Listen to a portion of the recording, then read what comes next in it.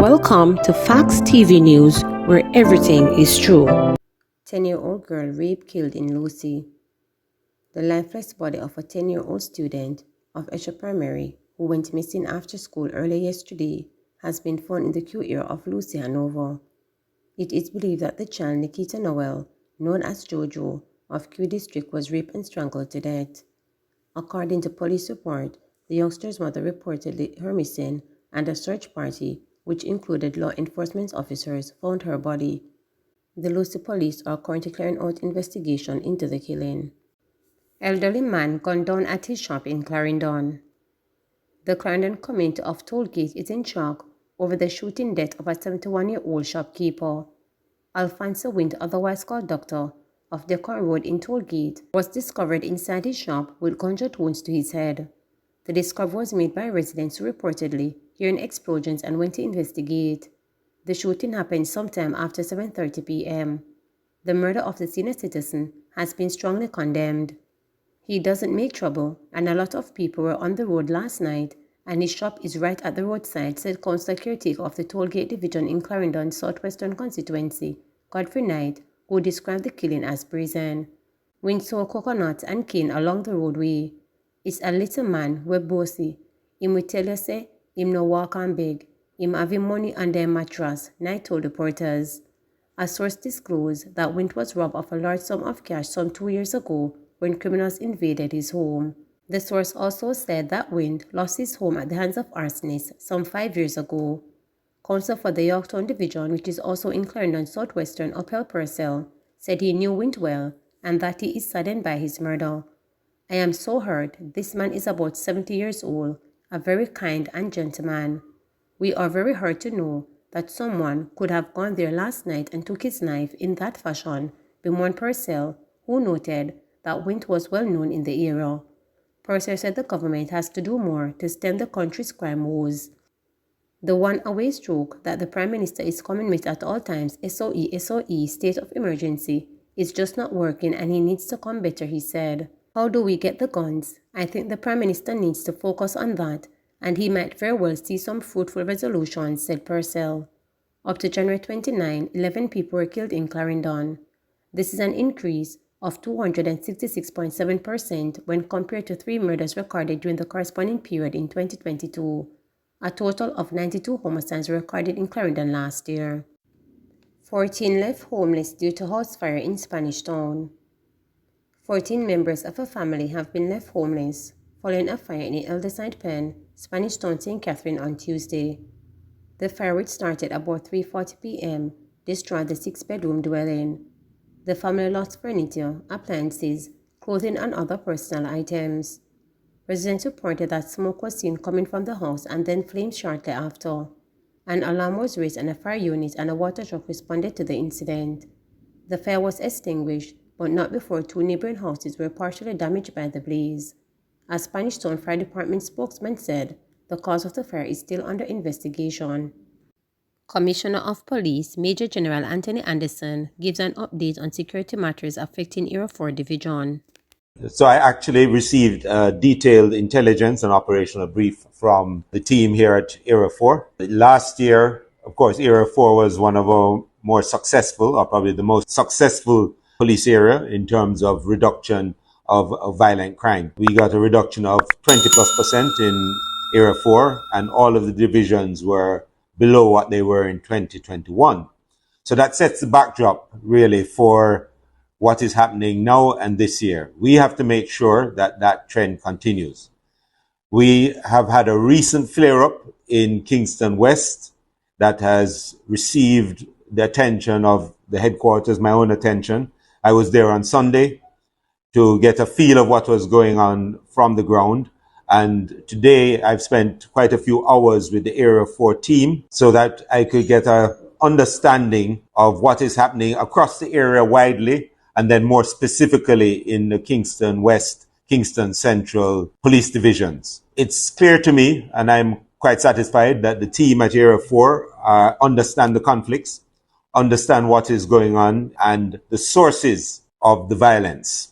And there are very specific people who, coming out of this briefing, we will name as persons who we want And we'll also continue to put out a list of persons who may assist us with our investigations, and these are the persons of interest. I will have the operations officer for the area, SSP Steve McGregor, give those names as soon as I'm finished. Our response to this increase in violence has been initially to deploy significant amount of assets in the affected area, particularly in Kingston West and Kingston Central. We then went through a process of identifying some of the key players and those persons who may have been involved in the violence, but also those persons who are organizing and orchestrating the violence in Kingston West and Kingston Central. It has been, some of those spaces have been quiet for some time, and to the extent that we have managed to do a fair amount of social intervention in those spaces. As we're saying, there was a football competition that was taking place in the Kingston Western Division in the area of Beeston Street, West Street side, and that had got interrupted because of this violence. We're going to get that started again, but we're also going to get those persons who believe that they are going to disrupt normal life in communities and cause violence to go up in Kingston again. We're not going to have that. And so we will be targeting directly those persons. So there are some persons named. There are also some persons, based on the intelligence briefing, who are abroad and are impacting the violence here in Jamaica. We already had given some of those names to our partners, and we will give some additional names to them, and we'll be pursuing them here and there.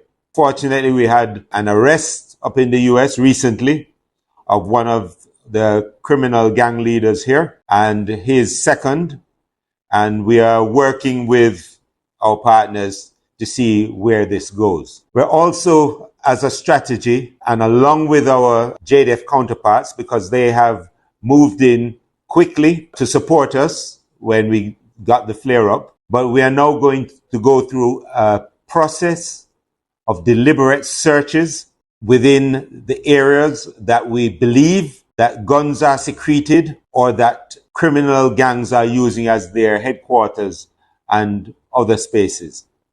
I'm not going to say anything more about that, but just be aware that deliberate and detailed searches are going to be a feature of our response to this.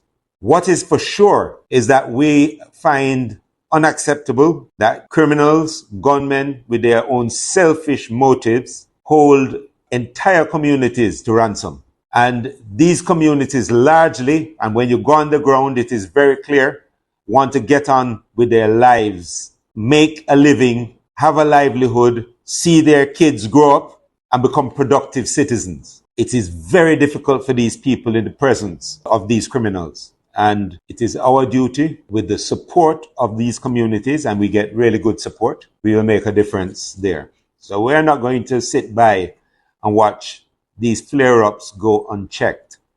As soon as they start, we're going to be on them, and specifically on the people who are a part of it. There will also be a series of curfews that will continue in the short term. There are already some applications in for cordons that will be put in place. There are a number of strategies in our toolbox, but overall, they will contribute to the reduction in violence in Kingston. And we believe that if we can get ZOSOs further extended. The zones of Special Operations ZOSOs in 7 communities across Jamaica have been extended for another 60 days. The resolutions were passed on Tuesday in the House of Representatives. Speaking on the matter, Minister of National Security Dr. Harry Strong remarked that the ZOSOs remain relevant and robust, bringing about a meaningful and sustainable transformation of communities and restoring a sense of hope for the people who reside within and around the zones. According to him, the value proposition of the zones of special operations resides in the fact that equal emphasis on restoring and maintaining order and safety, as well as improving the human capital fraction and life outcomes of residents, is paramount. Additionally, Chang stated that equipping residents with life skill, training, and a sense of identity that will lead them to more productive lives after the ZOZOs are concluded is critical to the success of the ZOZOs. The intended outcome and impact of the ZOZOs cannot be fully realized unless the investment and initiatives are sustained over the medium to long term, Chang argued. This, he noted, must be accompanied by routine monitoring and rigorous evaluation, which we have all set out to do to ensure that the lessons learned will inform the way forward. At this juncture, he said the respective zones continue to transition along the clear hold bill spectrum with positive results concerning crime reduction. This phase, Chang noted, is a crucial component of the government's approach to social investment. He said the introduction of a comprehensive monitoring, evaluation, and learning framework to support and track the progress and transformative actions under the ZOZOs is also a critical element by which to assess its impact. Please remember to subscribe, like, share,